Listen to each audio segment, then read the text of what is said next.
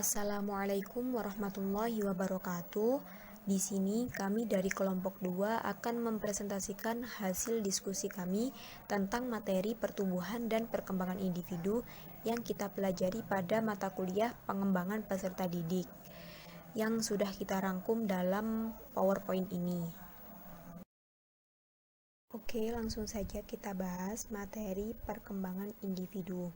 Perkembangan individu merupakan pola gerakan atau perubahan yang secara dinamis dimulai dari pembuahan atau konsepsi dan terus berlanjut sepanjang siklus kehidupan manusia yang terjadi akibat dari kematangan dan pengalaman. Jadi di sini yang dikatakan sebagai perkembangan individu adalah perubahan-perubahan yang sistematis, progresif, dan juga berkesinambungan dalam diri setiap individu yang berlangsung sejak lahir hingga akhir hayatnya. Dan juga perkembangan individu ini bisa dikatakan sebagai perubahan-perubahan dalam diri setiap individu untuk mencapai tingkat kematangan atau kedewasaannya. Nah, di sini juga dijelaskan dalam perkembangan individu itu melalui dua proses yang bertentangan, yaitu proses pertumbuhan atau biasa disebut sebagai evolusi dan proses kemunduran yang disebut dengan involusi. Nah, definisi dari evolusi sendiri ini adalah perubahan setiap individu yang dimana individu itu menuju ke arah yang lebih maju gitu loh. Jadi individu-individu ini berusaha untuk merubah dirinya menjadi lebih baik lagi. Kalau yang kemunduran atau yang involusi ini, individu ini berubah, tapi berubahnya itu nggak berubah semakin baik, tapi berubahnya ini justru malah semakin menunjukkan penurunan. Jadi semakin buruk gitu. Jadi keduanya ini saling bertentangan secara serempak. Sikap terhadap perubahan-perubahan perkembangan individu ini dipengaruhi oleh penampilan dan perilaku individu, stereotip budaya, nilai-nilai budaya, perubahan peran, dan juga pengalaman pribadi. Jadi, seiring dengan berjalannya waktu, setiap individu pasti mengalami perubahan. Dan perubahan dari masing-masing individu ini sesuai dengan apa yang dia lihat sehari-harinya. Kalau individu ini melihat penampilan yang baik, penampilan yang sesuai dengan syariat Islam atau sejenisnya, pasti individu ini akan mengalami perubahan yang seperti itu gitu. Misalnya contoh, waktu SMP seorang individu itu nggak berhijab gitu, tapi di zaman sekarang ini dia hidup di lingkungan yang bisa dikatakan sebagai lingkungan pesantren misalnya, dan di situ semua wanita kan pastinya berhijab. Jadi terus dia itu terpengaruhi oleh lingkungan di sekitar situ yang berpenampilan berhijab, akhirnya dia memutuskan untuk menutup auratnya dengan cara berhijab tadi. Dan juga stereotip budaya, nilai-nilai budaya ya seperti tadi.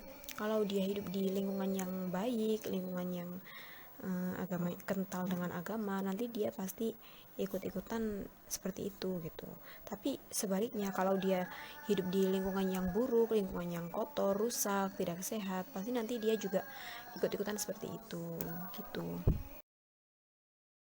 Adapun perubahan-perubahan dalam perkembangan individu merupakan hasil dari proses-proses biologis, kognitif, dan sosio-emosional yang saling berkaitan. Jadi ini sama seperti tadi sih. Perubahan setiap individu itu berbeda-beda setiap prosesnya. Ada yang dari proses biologis. Proses biologis ini lebih menekankan ke perkembangan secara fisik, pertumbuhan secara fisik, dari yang pendek menjadi tinggi, atau apa ya, pokoknya fisik lah. Dan kognitif ini seperti pemikiran gitu. Kalau yang sosio ini ya perkembangan di masyarakat, di lingkungan masyarakat. Kalau emosional ini juga sih kayak ekspresi diri gitu, eksistensi diri sih. lebih ke eksistensi diri, dan mereka ini saling berkaitan. Perspektif sepanjang rentang kehidupan manusia menjelaskan adanya 7 karakteristik dasar yang harus dipahami untuk melihat perkembangan manusia. Jadi seiring dengan berjalannya waktu, perspektif atau pemikiran setiap orang tentang kehidupan manusia yang menjelaskan tentang perkembangan individu ini semakin bermacam-macam, dan juga ditemukan adanya 7 karakteristik dasar yang harus dipahami untuk melihat perkembangan manusia, dan salah satunya yaitu perkembangan adalah seumur hidup. Nanti ke-2 sampai ke-7 akan dijelaskan lebih lanjut oleh teman saya. Oke, langsung saja ke penjelasan tentang karakteristik dasar yang harus dipahami untuk melihat perkembangan manusia. Ciri-ciri selanjutnya dari karakteristik dasar dari perkembangan manusia yaitu adalah perkembangan bersifat multidimensional, yaitu perkembangan yang menyangkut berbagai macam ranah perkembangan seperti faktor fisik, intelektual yang menyangkut perkembangan kognitif dan bahasa, emosi, sosial, dan moral. Maksudnya di sini adalah multidimensional mengacu pada kenyataan bahwa perkembangan tidak dapat digambarkan melalui kriteria tunggal. Ciri-ciri selanjutnya ialah perkembangan adalah multidireksional, yaitu ranah-ranah perkembangan mengalami perubahan dengan arah tertentu. Sebagai contoh, pada masa bayi, perkembangan yang tumbuh pesat adalah ranah fisik yang kecepatan arah pertumbuhannya tidak sama dengan ranah yang lain. Sementara pada masa kanak-kanak awal, perkembangan emosi dan sosial berkembang lebih pesat dibandingkan dengan perkembangan yang lain.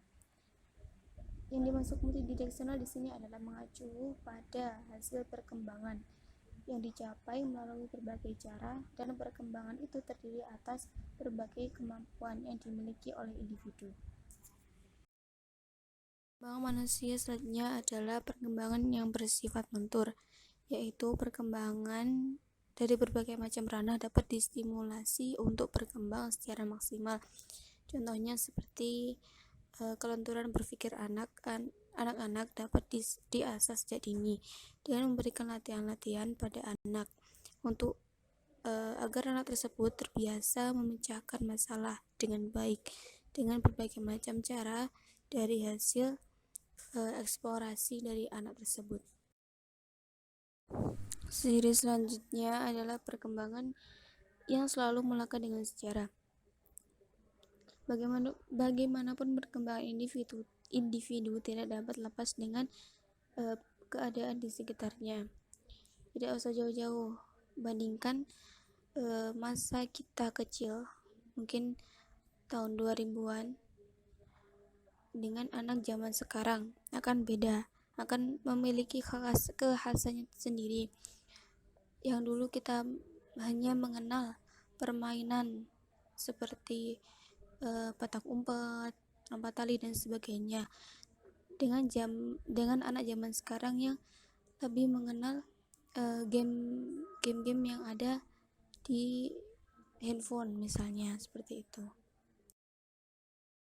6. Perkembangan bersifat multidisipliner. Berbagai macam ahli dan penelitian dari disiplin ilmu seperti psikologi, sosiologi, antropologi, neurosains, kesehatan mental, kedokteran, mempelajari perkembangan manusia dengan berbagai macam persoalannya. 7. Perkembangan bersifat kontekstual. Hal ini berarti bahwa perkembangan individu mengikuti kondisi saat itu. Perkembangan bersifat kontekstual secara lebih dalam dapat dipahami dengan menghubungkan 3 komponen, yaitu A. Pengaruh tingkat usia secara normatif, B. Pengaruh keadaan sejarah normatif, C. Pengaruh peristiwa kehidupan yang non-normatif. Mengkaji tentang pendidikan yang diterima oleh individu sangatlah berkaitan dengan keberadaan guru sebagai staf pengajar dan sebagai salah satu faktor pendidikan yang sangat berpengaruh dalam keberhasilan proses belajar mengajar.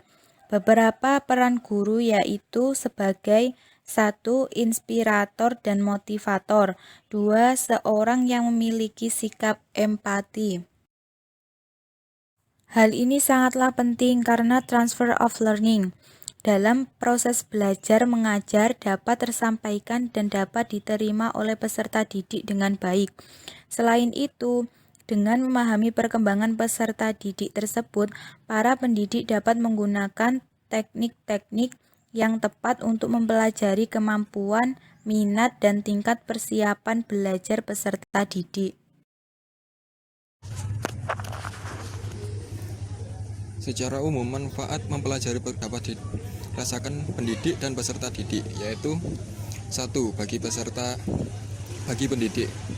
1. Memberikan gambaran tentang perkembangan manusia sepanjang rentang kehidupan beserta faktor-faktor yang mempengaruhinya, yang meliputi aspek fisik, intelektual, emosi, sosial, dan moral. 2. Memberikan gambaran tentang bagaimana proses pembelajaran yang tepat sesuai dengan tahapan perkembangan peserta didik. 2. Bagi peserta didik. A. Memiliki pengetahuan tentang konsep-konsep perkembangan peserta didik yang meliputi individu dalam menjalani tahapan perkembangan dari pre-natal hingga lanjut usia. B. Mampu menerapkan pengetahuan yang dimiliki dalam proses pembelajaran sesuai dengan tahapan perkembangannya. Faktor-faktor yang mempengaruhi perkembangan individu. Kajian medik dan psikologi perkembangan menunjukkan bahwa di samping dipengaruhi oleh faktor-faktor bawaan, kualitas individu juga sangat dipengaruhi oleh beberapa faktor lain seperti faktor lingkungan yang tidak lepas dari pengaruh faktor psikososial, baik faktor bawaan atau sering juga disebut faktor keturunan dan faktor lingkungan. Kedua faktor ini berbeda antara individu yang satu dengan yang lain, sehingga menyebabkan perbedaan yang disebut dengan istilah individual difference. Berdasarkan hal ini, masing-masing individu memiliki keunikan atau khasan sendiri, baik dalam setiap gejala jiwa yang meliputi aspek kognitif, afektif, dan psikomotor dalam kemampuan berpikir, merasakan sesuatu, serta sikap dan perilakunya sehari-hari. Sekian presentasi yang dapat disampaikan oleh kelompok kami, kurang lebihnya mohon maaf. Assalamualaikum warahmatullahi wabarakatuh.